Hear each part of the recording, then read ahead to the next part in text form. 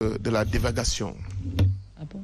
day disserter si ay faits yi nga xamante ne pour man nekkul parce que buy wax affaire candidature j'en reviendrai tout à l'heure mais avant loolu dafa am lu bari lu mu wax la nga xamante ne j'aurais aimé andi ci ay précisions. Allez-y. bu njëkk quand il cite la France comme modèle. Mais France li am fii nii Sénégal fii ku ko def France da ngay ñu def la lu graw ñëw di attaquer ay banques attaquer ay commissariats di taal këru jàmbur loolu kenn du ko def France et pourtant on le fait ici mais les forces de l'ordre par seen professionnalisme dañuy gérer situation bal tàkkul benn problème amu ci loolu moom xam na ne France ay règles ñoo fa am dëkk nag règle la bu fekkee ne dañ bëgg a dund en société il faut que nit ñi accepter respecter ay règles quand il parle de cause yi waxu ko moom xam nga cause yi lan la. il faut partir au début parce que cause yi mu ngi dem ci yenn mooy comme kii li mu wax ay nouveau type de sénégalais loolu bokk na ci li yàq Sénégal nous on n'a pas besoin de nouveau type de sénégalais Sénégal bi fi am fii Maam Borom Touba Sancako Alaaji Malick ñoom Baye Niass ak ñooñu Sénégal googu la ñu bëgg a rester bu ñu kenn génn ci loolu di ñu dugal ci ay causes yi nga xamante ne ay ONG wala ay hommes d'affaires yu nekk ci àddina bi ñooy ñëw di leen infiltrer di leen dugal ci ay agenda ñun on n'est pas dans ça d'accord on n'est pas dans ça et kenn du ñu jox ay leçons.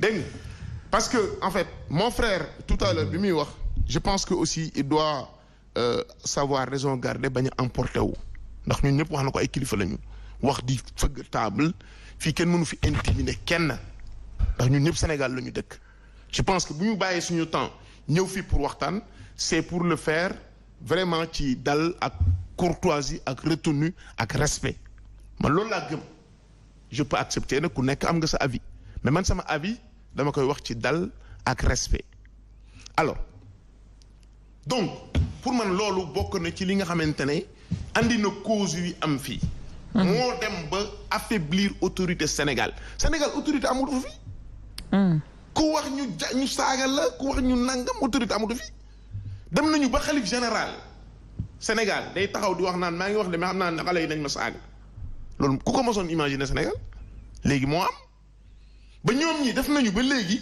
que nit ñi ba waruñu wax seen xalaat c'est ça la cause loolu bokk na ci li andi cause bi Xaadim di wax te Xaadim waxoo ko bokk na ci également ci cause yi mooy di def politique ak des slogans yi nga xamante ne ay insulte la gatsa loolu c'est une insulte saaga la ñun politique xamuñu ko noonu Ablaye Wade bi muy opposé Abdou Diouf moment boobu bu ñu daan wate ci bi digg penc mi la ñuy wate dañuy teg xob yi nii amul isoloir amul dara da ngay ñëw nga tànn devant tout le monde ñit ñi xam nañ ne nen mi tel carte la sànni Ablaye Wade mosul utiliser violence contre loolu système bi daf koo xeex intelligemment dem na ba andi ay coppite pour ñu am isoloir après isoloir fichier bi andiwaat na ci ay coppite lépp ci négociation ba mujjee jël pouvoir bi en l'an 2000 ndax Ablaye Wade en 1988 bu ko neexoon jël palais bi ci jaare ci ay cadavre mais dafa ko il a toujours dit man mosuma ànd ak moom mais quand même ce mérite là daf ka am ci ne dafa respecter Sénégal ci loolu ñii nag ñoom beneen régime lañ nekk ay saaga gatsa donc ci yooyu la ñu nekk. ñii ñooy ñan. alors non ñi ma ñi koy def. ah non dama gis nga joxoñ ma. non li nga nekk sama kanam. li nga nekk sama kanam. parce que mosuma dégg may taxaw naa nga. c'est vrai. non nga baal ma non li nga nekk sama kanam. ok yow tu es mon frère. alors maintenant je trouve que cause yi bokk na ci également. que Sénégal léegi da nga populaire rek lu la neex ngay def.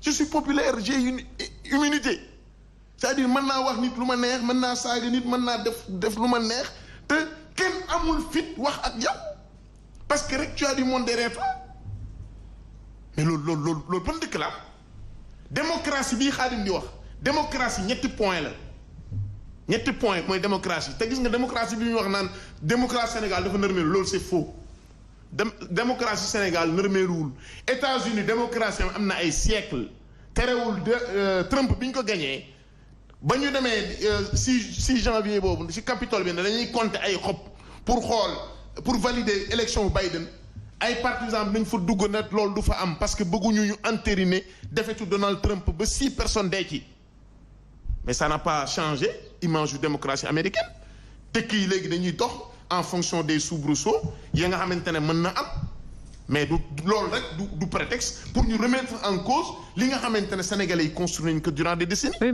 mais moom bi muy wax c'est peut-être par rapport ak yenn fait tëj télé par exemple. mais non mais attends loolu lan la mën a entraîner interdire systématiquement des marches loolu lan la mën a entraîner peut-être foofu la ñuy waxee également. mais d'accord mais xam nga aussi il faut nga comprendre une chose lépp ci àdduna dafa tënku ci ay règles julli bi ngay julli. muy chrétien beeg chrétien beeg jullit beeg yëpp ci ay règle nga koy defee. lépp loo gis ci àdduna règle moo ko tënk.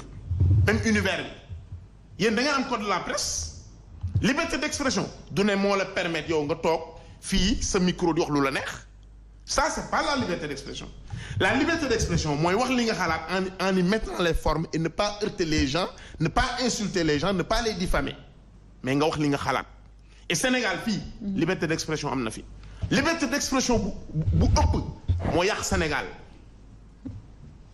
c'est-à-dire que léegi dañuy bàyyi nit ku nekk toog di wax lu la neex tu te permets publiquement di saaga nit ñi def wane lu la neex te buñ la waxee rek nga ne non liberté d'expression non c'est pas la liberté d'expression est encadrée d'accord donc dans le cas de Walfadjri l'autorité bu koy def defu ko ndax dafay lii mais l'autorité le fait avec un pincement de cœur lan ngeen foog. d'accord léegi autorité la ko def parce que dafa am ay règles ya nga xamante ne dañ ko enfreindre. buñ ko enfreindre nag. moom am na droit apprécier ni que loi maye mu wax ne par rapport ak li nga xamante ne moom nga waroon a respecté woloo ko donc lii mooy conséquences yi nga xamante ne mooy génn ci actes yooyu. d'accord alors bi may jeexalee non attends même rek. oui allez-y allez-y aussi li ñu wax dafa bari de. allez-y. voilà parce que dafa mel ni aussi di fi amul démocratie parce que gars yi non mais attends mais non li ñu wax dafa bari. professeur allez-y. il faut ñu bàyyi ñu wax aussi alors. tout à l'heure Khadim dafa wax ne. li andi mu ne cause bi may wax toujours mu ne. mooy ay candidature président Macky Sall troisième candidature bi ma demee Abidjan nee nañ non loolu yëpp pour man ay hallucination la président Macky Sall ba tey jii taxawul wax ne day def troisième candidature. ñi ko jege ñoo koy wax. oui mais y a aussi son ni oui ni non. mais il n'a pas ce droit là. Ouais, mais yow yaa koy dindi droit boobu. mais non pas du tout mais je veux dire. léegi nag non il ne l'a pas soutenu. Non, mais quelqu'un qui ne soutient pas que duma ko def ak quelqu'un qui taxaw wax ni oui ni non. non c'est deux yow aussi. li nekk ci boppam xamuloo ko man xamuma ko. personne ne le sait. voilà donc on est clair sur ça li nekk ci boppam man xamoo ko man xamuma ko maintenant comme il dit que on est dans un pays démocratique démocratie ay règles la scénario bu mën a am règles yi wax nañu lii conduite bi nga xamante ne moo war a mën a nekk donc bu fekkee ne nekk dañu bëgg a dund en paix il faut que ñu tënku ci règles yi mais du ñu def la nga xamante ne dañuy fayul suñu bopp wala ñuy agiral suñu bopp loolu duñ ko def mais je donne un exemple man dara wóoruma ndax président Macky Sall day déposer sa candidature du ko déposer mais je peux comprendre une chose moom en 2012. oui bi Ablaye Wade déposer candidature mu xeex ko dem obélisque mais Ablaye Wade dafa déposer candidature am président mais Macky Sall candidat jël le large ñu dégg na mu nga Fuuta di caravane ña nekkoon obélisque naan traître la parce que élection waru fi am. d'accord donc moom. moment boobu dafa doyloo malgré que àndu ci mais dafa doyloo actewu conseil constitutionnel loolu kenn mënu ko kaa bañal. vous voulez dire quoi que ñoom tamit position boobu la ñu war a jël. non dama la bëgg a wax ci loolu. que dëkk règle moo koy fonctionnel. bu fekkee ne dañu am ñun jeexi jaax il faut que mu am bërëb ba nga xamante ne foofu la ñuy attee ñu xam conduite bi lii la pour que ku nekk mën a yem ci loolu sinon réew mi day tas après sinon ku nekk mën na jaay doole sa morom. non avec ta permission. alors laata ngay jox gars yi mais dafa am loo xam ne bon professeur wax na ko. il disait que Bamba était dans des divagations. mais j'ai l'impression que lui il est dans des élucubrations assez renversantes parce qu'en réalité boo demee ba ne autorité amatu fi ba pare wëlbatiku ne démocratie non mi ngi fi en réalité c'est un porte-à-faux par rapport ak li nga xam ni moom nga jël comme position. De ce point de vue-là, je dois faire 2 précisions qui m'apparaissent importantes. Depuis un certain temps, ce sont des citoyens ñoom ñooy nekk juge ñooy nekk magistrat ba war a mën a interpréter des faits ne appel à l'insurrection wa ila acte de terrorisme. Code pénal li mu wax leer na code de procédure pénale li mu wax leer na je pense que interpréter ko pour que la justice puisse agir ce n'est pas du ressort du citoyen parce que c'est pas dans ton rôle ce n'est pas dans ton rôle loolu bàyyi kooku yoon ñu def ko liggéey. L'autre élément Nana, c'est important. Mais parce que, bon, j'ai pas compris. Je termine. Tu parles de l'arrêté du ministre. Non, je parle pas de l'arrêté parce que ça xam nga wax nga ay actes terroristes. Genre tu as utilisé le mot terroriste. Oui. Le mot terroriste. Xam nga la moo tax. Non, xaaral parce que quand on s'attaque. Non, je suis désolé. Ba léegi. Su fekkee ni bon, je sais pas si tu as la position du professeur sur le plateau ou la position du nouveau militant. Je pose la question tout juste. Pourquoi? Parce que yow sa wàllu bopp tu n'as pas le droit et le devoir ne ñii dañoo def alors que ce sont des soupçons qui pèsent sur ces personnes-là qui jouissent de la présomption d'innocence jusqu'au jour de la tenue d'un procès ñu xool ndax dañoo def wala defuñu ñu daal di leen tëj su boobaa nag nga jël position mais il ne t'appartient pas par rapport à l'appel que tu fais par rapport à l'appel d'apaisement que tu lances de prendre position pour qualifier des faits de faits terroristes. Ça c'est du ressort de la justice. Il ne faut pas quand même que l'on puisse aller dans le sens de désacraliser les institutions. Si vous faites un appel bi ngay def il te faut du respect envers les institutions et envers les personnalités qui incarnent les institutions. Beneen bi tu parles de beaucoup d'événements. Moi je suis véritablement un fervent acteur défenseur de tout ce qui est contre-violence, autant dans les discours, autant dans les faits, autant dans les actes. Fu mu munti bokk nag et quel que soit par ailleurs nit ki fu mu nekk moo xam si nguur la moo xam si kujje la moo xam simple citoyen. Mais je dis encore une fois en temps de paix dara xewul manifestation amul kenn tojul kenn taalul combien de fois ngeen dégg ñu ne des groupes armés s'en sont pris à des pharmacies dugg nañu kër jàmbur ligoté ko. toj nañu station. toj nañu bijouterie. Mais ces personnes-là pourquoi vous. Avec véritablement une honnêteté intellectuelle par rapport à l'analyse des faits ba police ak gendarmerie def liggéey bu ñuy xaar si ñoom ñu def ko ñu ne amaana manifestation bu amee genre yooyu ñoo dugg si biir yore seeni affaire di toj ak a dajji ak yu demee noonu parce que ñiy woote di wàcc di terrain di manifester moi je dis encore une fois ce sont des gens yoo xam ne dugg nañu sur le terrain par conviction politique. Encore nee na c'est important nga baal ma c'est important. Je pense que juddoo gu ñu woon mais quand même l'histoire politique du Sénégal professeur xam nga ko en dehors des événements de mars 2021 et de juin yoo xam ne waratuñ ko dund au Sénégal encore une fois et pour cela il faut que l'on évite cette partisanerie à outrance dévoilée ou cette partisanerie à outrance cachée c'est important parce que 63 Senghor avait déclaré 54 morts le même jour et deux historiens ont fait les études nécessaires pour dire qu'on en était à plus de 100 morts. En 62 c'était 250 morts. En 63 les événements de 63. Mais ici c'est combien de personnalités politiques la ñu jël pour des considérations politiques et politiciennes dugal leen prison condamné leen à la réclusion criminelle à vie. Mamadou Dia mi ngi fii Valdiodio mi ngi fii Joseph Mbaye mi ngi fii Ibrahima Sarr mi ngi fii le jeune Diallo Diop qui est l'actuel secrétaire général du RND condamné à l'âge de 19 ans à la réclusion criminelle à vie 74 grâce 76 amnistie. Pourquoi? Parce qu'il fallait un dégel. Ouais, les événements de 68 c'est combien de morts en commençant par l'université de Dakar très cher. C'est combien de morts à travers l'université de Dakar très cher. Et pourtant le général Jean-Alfred Diallo bi nga xam ne moo jiite woon armée bi il est parti voir Senghor il lui a fait des propositions ne ko lii ak lii ak lii ak lii boo si jaaree. dëkk bi dina am jàmm Senghor l'a écouté. Je pense que. yow citoyenneté bi nga am man moom la am. je n'en disconviens pas. Voilà yow gënoo ma bëgg Sénégal. Jamais. Et je suis là également pour défendre mes convictions comme ni nga amee ces convictions di ko défendre. Alors par rapport à des faits man sama lecture c'est très simple. kenn ku ci nekk selon analyse bi muy def ñaata nit ñoom ñoo approuvé wala ñoom ñoo ànd ak moom ci loolu muy wax parce que kenn ku ci nekk foo waxee rek am na ñu ànd ak yow. am na ci ñoo xam tey ji xiif ak mar moom moo tax ñu dem bokk ci manifestation parce que gisatuñ seen bopp. ci dëkk bi gisatuñ seen bopp comme des citoyens sénégalais yu am les mêmes droits que le ministre que l'autorité publique bu mu mën doon. que ki nga xam ne voisin am la am moom li mu amul te li ko xañ du ñàkk jàng du ñàkk diplôme du ñàkk mën-mën du ñàkk doole. peut-être par malchance wala parce que peut-être administration bi ni mu doxee tax na moom boolewuñ ko ci ñi nga xam ne xëy na war na mën a am liggéey te pourtant dara xañu ko ko. ak ñi nga xam ne ñoom def nañ lépp mbëkk nañ jaar nañ fu ne pour tekki mais mënuñu tekki te ñi ngi gis ci boobu côté. chaque fois ñuy wax des milliards di jaar ci ay fenêtres ci ay suuf ay nit yu tekkiwul dara tey di tekki lépp seen kanam. et ces Sénégalais là tey ñoom ñoo accueilli wu dem ba mënatuñu ko tey lu jóg ñu dugg ci.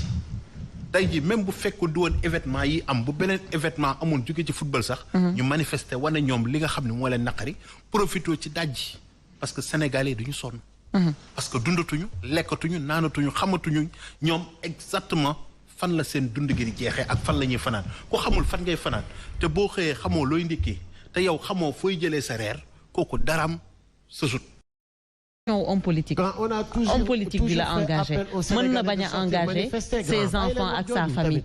waa léegi moom bu engagé wul ses enfants ak sa famille. mais tout le monde engage ses enfants moi mon enfant il a 10 ans keroog dafa takk dama tëll gis ko mu takk kagul. mais mën na leen sax bañ a engagé. ne ma maa ngi woon ci manifestants yi grand. c'est-à-dire. et vous en êtes fier. non c'est pas une question de fierté. si non question la rek. c'est pas une question de juste parce que ñi lay seetaan peut-être. ci yow la ñuy référé wu pour mën a. fierté bàyyi leen naan homme politique yi. dañuy woo seen doom yi mais effet bi c'est quoi. dañuy woo doomu jàmbur yi te woowuñ seen doom yi. non bi nga gisee yow sa doom nga wax. ma ne effet bi c'est quoi. gis nga en Turquie un turc bu juddoo xam nga lan lañ ko bu commencé xam nga lan lañ koy njëkk a wax bés bu patrie bi soxlaa nga nekk ci kër gi je te déshérite. il faut apprendre à nos enfants d'être des patriotes. d'accord li ngeen war a wax xam nga lan la. le droit de manifester existe loolu lu ñu voté la c'est mondial. li ngeen war a wax grand Kader mooy que ni. laissons les gens manifester pacifiquement le Sénégalais. pacifiquement xam nga damay ñëw est devenu violent. c'est parce que dañ ko violent même. parce que dañ ko imposer cette violence. ils peuvent être dos au mur. loolu la rek. wallaay lazim man de bokk sama kii nii quoi mais man xam naa en me connaissant je sais que je suis doux comme un agneau. te Sénégalais yi ma xam yëpp ñemewuñ coow lu yow yem ni pepp suuf mais gis nga grand salaan moo gën a gaaw a jooy waaye boo ko laalul du jooy. nañ leen xool fa kay dóor ñu ne ko bàyyil sa dóor gi. d'accord xam nga li jar comprendre tey mooy lan la ñu war a wax ak Sénégal yi nga xam ne seen alal la ñuy fowee seen bakkan la ñuy fowee te li tax ñu koy def ba muy sotti amul lenn ci lu ci gën a bari lu leen di jëriñ dara fatal ay ni ñu ni xeexal jaruñu ko ak ku ñu mën a doon ak lu mën a xew gis nga fa toll nii. situation bi ñu nekk di dund ñun yow man ak ñi fi nekk ñoo koy dindi sans xuloo nii xeex nii dara. moom mooy jéem a xool dëgg bi fan la ne. et dëgg boobu tey moom la Sénégal yi soxla de manière très terre à terre sans explication. je suis d'accord mais il faut que ñu dimbali ñëpp ne leen gars yi xam ngeen lan la. vraiment nañ seet yeneen forme yu ñuy manifester yu dul yii. mais pourtant yeneen forme. mais pourtant parce que tey jii fi ñu toll nii lii du continuer te xam nga lu dul continuer tel ko freiner moo gën. d'accord léegi est-ce que mos nga gis une manifestation encadrée mu am débordement. ma nee na. musul am. une manifestation mais accepte que ki koy autorisé moo koy tere accepter loolu aussi. xaaral rek gis nga c'est le jeu de l'exécutif ñoom ñoo ñuy pousser à ce que ñu révolté wu. am na fu ñuy toll ñoom ñoo koy def exprès. mais est-ce que des fois ils n'ont pas des informations que les autres n'ont pas. mais on se réunissait tous les vendredis à la place de l'Obélisque. policiers yi taxaw na le di ñu encadrer. ñu manifester li ñu permettre ñuy mën a manifester di wane montrer le bon exemple après di nettoyer parce que on nous laissait au moins quand même s'indigner. on nous laissait quand même wax lu ñu naqadi te duñ ñu xoqatal. très bien duñ ñu dóor ay gaz lacrymogène. Moussa te boobu j'avais 29 ans. très bien yi tey at yi ñu am. donc il faut que ñu comprendre tamit que ni jeunesse bi ñu am tëbuñ tëb rek di rebelle wu tëbuñ tëb rek di résister.